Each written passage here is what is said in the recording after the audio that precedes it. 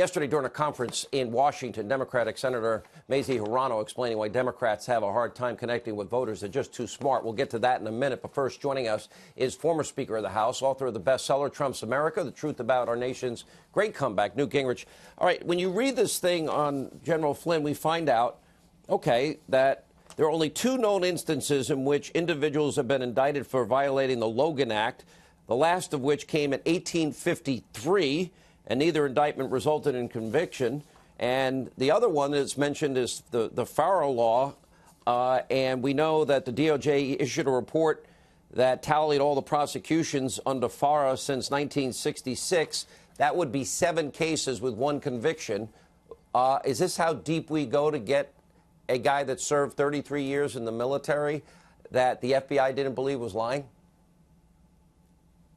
Sure. I mean, look, you have to understand, Mueller's not involved in a investigation. Mueller has a Trump destruction project. He brought on a team, all of them dedicated to destroying Trump. They've done everything they could to destroy Trump.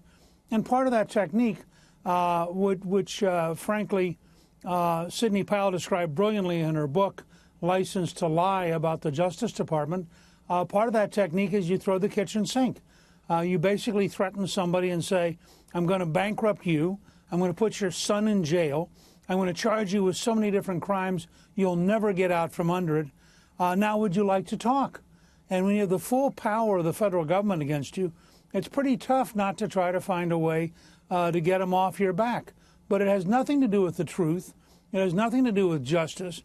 And Mueller, I think, in a really sad, historians someday will comment that this was one of the most extraordinary efforts to undo the will of the American people by an established bureaucracy and its establishment friends that we've seen in all of American history.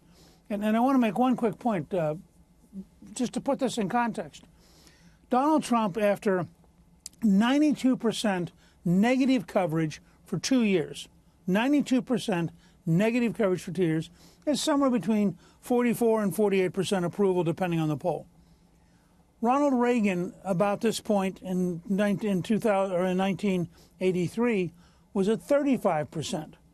The fact is that Macron, the wonder boy of France, is now down at 25 or 26% and just had the worst riots in Paris in 50 years. So the whole notion that Mueller is now the person who's going to go out and save America by destroying the president, I think, is an anti-constitutional effort by the organized left. So John Solomon just breaks this story. Now, we knew that they didn't verify the dossier, and it was not corroborated, which is part of their protocol Sure. and also part of the law.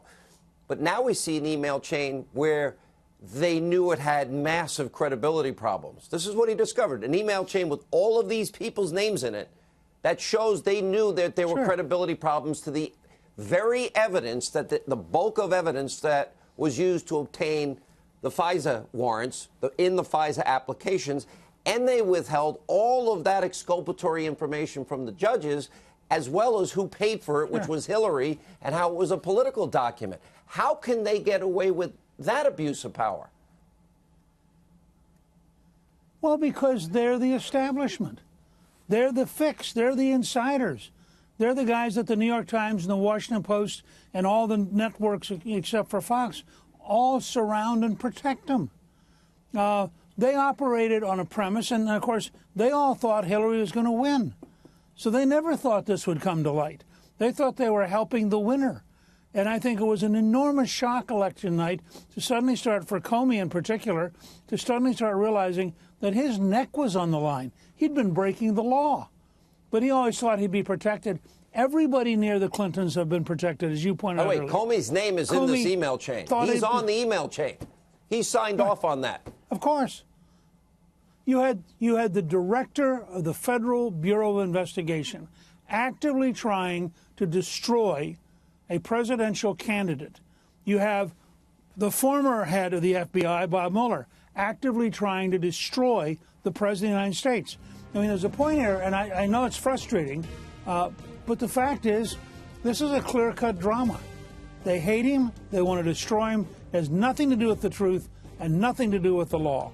Well, if we don't get everyone else that lied, that we know lied, under oath, if Hillary's never held accountable, you could say we have no equal justice or application of our laws. And that's the scary part for every American. Mr. Speaker, thank you.